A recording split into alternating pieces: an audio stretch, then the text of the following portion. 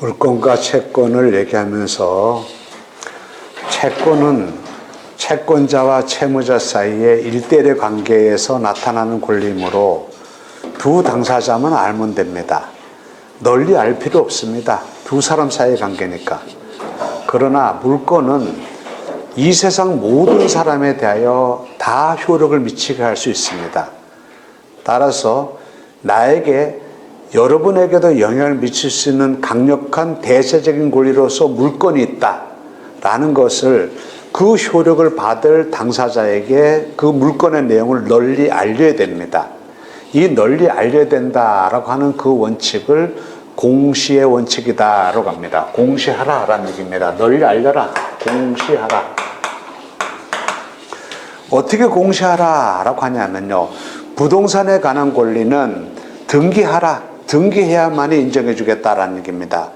그래서 자 여기서 법률 행위로 인한 물권 변동은 말이 어려운데 법률 행위로 인한 물권 변동은 등기하여야 물권 변동의 효력을 인정받을 수 있다라고 합니다. 법률 행위 너무 어렵게 생각하지 마시고 법률 행위 이렇게 나오면 그냥 계약 이렇게 생각하세요. 계약. 그냥 이론적으로 설명하겠습니다. 법률행위는 의사표시의 수와 방향에 따라서 의사표시가 어느 일방으로 가는 것, 이것을 단독행위라고 하고, 의사표시가 양 당사자의 의사표시가 서로 합치되어서 하나의 법률행위가 완성될 때 이를 계약이라고 하고, 하나의 구심점을 향하여 의사표시가 모여들 때 이것을 합동행위다라고 얘기합니다. 자, 이건 이런 겁니다. 계약 해제한다. 해제, 취소 이런 겁니다. 일방적인 의사표시를 하는 겁니다. 이건 뭐냐면 이겁니다. 됐나? 됐다 이겁니다. 됐나? 그럴 때 싫어 그럼 계약 체결 안 된 거죠. 양 당사자의 의사표시가 정확하게 합치돼야만이 비로소 법률행위가 완성될 때 이것을 계약이다라고 합니다. 법률행위는 계약이 제일 많습니다. 이 단독행위는 법에서 정한 것에 하나요. 법에서 정한 것에 하나여만 인정됩니다. 이거는요, 합동행위라는 관념은 이건 인정하지 않는 학자들도 많이 있습니다. 합동행위 예컨대 이런 겁니다. 사단법인 설립행위, 뭐 이런 겁니다. 자, 이런 거예요. 자, 한 번 해병은 영원 해병. 그랬죠? 그죠? 해병대 갔다 온 사람. 해병대 갔다 온 사람 모여라. 모이잖아. 하나의 구심점을 하며야. 이런 것을 합동행위다라고 하는데, 이런 개념은 계약의 종류로 보아서 인정하지 않는 경우도 있고, 그러니까 여러분 이렇게 생각하면 됩니다. 법률행위로 인한 물권면도 앞으로 법률행위 이렇게 얘기가 나오면 법률행위 그럼 뭐로 생각하라고요? 계약. 계약으로 인한 것. 계약으로 인한 부동산 물권 변동은 등기하여야 물권 변동의 효력이 생긴다라는 얘기입니다. 무슨 얘기냐면 이런 거예요. 보세요. 지금 갑이라는 사람이 이 토지를 을에게 팔기로 했습니다. 매매 계약을 체결했습니다. 매매 계약으로 갑에서 을로 소유권이 이전되려고 하게 되면 어떻게 해야 소유권이 이전되는 겁니까? 두 사람 계약서만 작성하게 되면 소유권이 넘어가는 겁니까? 아니면 매수인이 매도인에게 잔금 다 지급하게 되면 소유권이 넘어가는 겁니까? 뭐 어떻게 해야 소유권 넘어가는 거야? 어떻게 해야지? 너무 뻔한 얘기를 물어봐가지고 가짜는 답변 안 하는 거죠. 어떻게 해야 소유권 넘어가는 거야? 소유권 이전 등기하여야 소유권 넘어간단 말입니다. 등기하지 않고는 소유권 넘어가지 않는다는 얘기입니다. 매매 계약이라고 하는 법률행위로 인한 물권 변동은 등기해야 된다는 얘기입니다. 자, 보세요. 갑이라는 사람이 을에게 돈을 빌렸습니다. 돈을 2억을 빌리고서 너에게 저당권 설정해 주겠다고 약속했습니다. 그러면 을이 저당권자로 되려면 어떻게 되는 겁니까? 저당권 설정 등기를 해야 저당권자가 되는 거지. 저당권 설정해 주겠다고 약속만 해가지고 저당권자가 아니지. 전세권자로 되려고 하게 되면 전세권 설정 등기를 해야 전세권자가 된다는 얘기입니다. 이처럼 계약으로 인한 법률행위, 계약으로 인한 물권 변동은 등기하여야 물권 변동의 효력이 생긴다. 이 대원칙을 선언하는 것이 민법 제186조에서 선언하고 있는 겁니다. 반면에 민법 제187조 바로 그 뒷조문에서는 법률 규정에 의한 물권 변동은 등기하지 않아도 물권 변동 효력이 생긴다라고 선언하고 있습니다. 민법 187조에서는 법률 규정에 의한 물권 변동은 등기하지 않아도 등기하지 않아도 물권 변동의 효력이 생긴다라고 선언하고 있는데, 여기서 187조에서 말하는 법률 규정의 물권 변동을 예시로 들어놓은 게 이런 겁니다. 판결, 상소, 경매, 동형질소, 기타 법률 규정에 의한 물권 변동, 이렇게 하고 있단 말입니다. 자, 앞으로 공부를 하겠습니다. 이런 거 해보세요. 갑소의 부동산에 대하여 의리 경매를 신청했습니다. X라는 사람이 이것을 낙찰받았습니다. 이게 지금 현재 만약에 뒤에서 보겠습니다만은 이렇게 됐다고 합시다. 갑소의 부동산이 이게 의리 경매 신청인데 이게 감정가 1억이었습니다. 자, 신권에 이게 1억으로 나왔는데 유찰되었습니다. 한 번 떨어져가지고 최저가 7천일 때에 여기서 A, B, C 세 사람이 들어가서 C라는 사람은 7,600 쓰고 들어가고 B는 8,100 쓰고 들어가고 A는 8,700 쓰고 들어가서 낙찰받았습니다. 그러면 이때 최고 금액으로 입찰에 참가한 사람을 최고가 매수 신고인이다라고 부릅니다. 나중에 용어를 계속 쓸 겁니다. 그리고 이때에 최저가 7천일 때 경매에 들어가려고 하는 사람은 누구든지 요 금액에 최저 매각가의 10%에 해당되는 금액 얼마입니까? 700만 원이죠. 700만 원을 보증금 내고 참가해야 됩니다. 그러면 A가 8,700에 낙찰받았단 말입니다. 그럼 얘는 보증금 7천만 원 낸 거죠. 나머지 800만 원 잔금 내야 될 거 아닙니까? 나머지 800만 원 A가 나머지 8천만 원 잔금을 내게 되면 잔금을 완납하는 그 순간에 A는 바로 소유권 취득합니다. 등기를 해야 소유권 취득하는 것이 아니고, 자, 민사집행법에서 낙찰자가 매각 잔금을 완납하면 완납하는 그 순간에 바로 소유권 취득한다라고 법에서 정하고 있다라는 얘기입니다. 법에서 정하고 있다, 이런 얘기입니다. 또 여기서 공영징수 같은 경우는 해가지고 수용보상금을 지급하는 순간에 바로 소유권이 넘어가는 겁니다. 판결 같은 경우는 판결이 선고되는 순간에, 자, 이 부분에 대해 공유물에 대하여 이 공유물을 이 부분은 갑의 소유로 하고 이 부분은 을의 소유로 한다라고 하는 판결이 확정되는 순간에 분필 등기와 각각 이전 등기를 하지 않아도 요거는 갑의 것, 요건 을의 것으로 소유권의 변동이 확정적으로 생긴다라는 얘기입니다. 자, 이런 것들은 보세요. 왜 이렇게 하고 있냐 한번 보세요. 판결이라든지 공영질서라든지 아니면 경매라든지 이런 거 뭡니까? 국가 공권력이 개입하는 거지. 국가 공권력이 개입하는 거니까, 자, 물권 변동이 있었는지 없었는지, 물권 변동이 있었다라고 하는 사람은 언제 있었는지, 이거 분명하잖아. 판결이 언제 확정됐는지, 낙찰자가 대금을 언제 냈는지, 언제 수용보상금을 지급했는지, 했는지 안 했는지, 했다면 어느 시점에 했는지, 이게 명백하잖아요. 굳이 그래서 등기를 해야 물권 변동이 세월이 생긴다라고 할 이유가 없다라는 얘기입니다. 국가 공권력이 개입하는 것이니까. 그 다음에 상속의 경우는 얘기가 좀 달라집니다. 상속의 경우, 자, 보세요. 갑이라는 사람이 이런 부동산을 소유하고 있었습니다. 갑이 이 시점에서 사망했습니다. 갑의 유일한 상속인으로서 갑다시라고 하는 갑의 자식이 있습니다. 근데 보세요. 상속의 경우에도, 자, 피상속인, 사망한 피상속인 갑의 재산이 상속인 갑다시에게로 소유권이 넘어가기 위해서는 등기해야 소유권이 넘어간다라고 강제하게 되면 사망한 시점부터 등기하는 시점까지의 일정한 시간적인 요거 간격이 생기겠죠. 요 간격이 생기게 되면 요 사이에서는 소유자가 없는 무주공산의 상태가 발생할 거 아닙니까? 생각해 보세요. 아버지가 오늘 저녁에 돌아가셨는데 내일 아침에 등기소 문 열자마자 가가지고 이 재산은 이제 내 재산이니까 내 앞으로 등기해달라 라고 등기하러 가는 후레 자식이 있을 수 있어요? 없잖아. 그럼 어떻게 되는 겁니까? 그러면 나중에 아버지를 갖다 산에다가 모시고 유품 정리하고 마음 정리하고 하다가 한 5, 6개월 지났어. 5, 6개월 지나고 난 다음에 등기한다라고 한다면 사망한 시점부터 등기한 때까지의 이 부동산에 대한 관계에서 소유자가 없는 무주공산의 상태가 발생할 거 아니냐고. 근데 이거 사망한 경우에도 등기해야 소유권이 넘어간다라고 법에서 강제하면 안 될 거 아닙니까? 법은 수범자인 국민에게 지킬 수 있는 것만 요구해야 돼. 지킬 수 없는 걸 요구해서는 안 돼. 예컨대 보세요. 법으로 만약 이렇게 정했다고 합시다. 전 국민은 하루에 5분씩 숨 쉬지 마라 라고 법으로 정했습니다. 지킬 수 있어 이거? 못 지키는 거지. 지킬 수 있는 만큼만 요구해야 되지 법이. 이건 사망한 때도 등기해야만이 소유권 넘어간다라는 건 못 지키는 걸 요구하는 거잖아. 그래서 민법 상속편에서 피상속인이 사망하면 상속인이 그 순간에 자기 아버지가 돌아가셨다는 사실을 알든 모르든 모든 권리와 의무가 포괄적으로 승계되는 것으로 상속법에서 규정하고 있다니, 상속법이라는 법률에 규정해서 그렇게 정하고 있다는 얘기입니다. 따라서 등기하지 않아도 소유권이 갑에서 갑다시로 넘어가는 거야.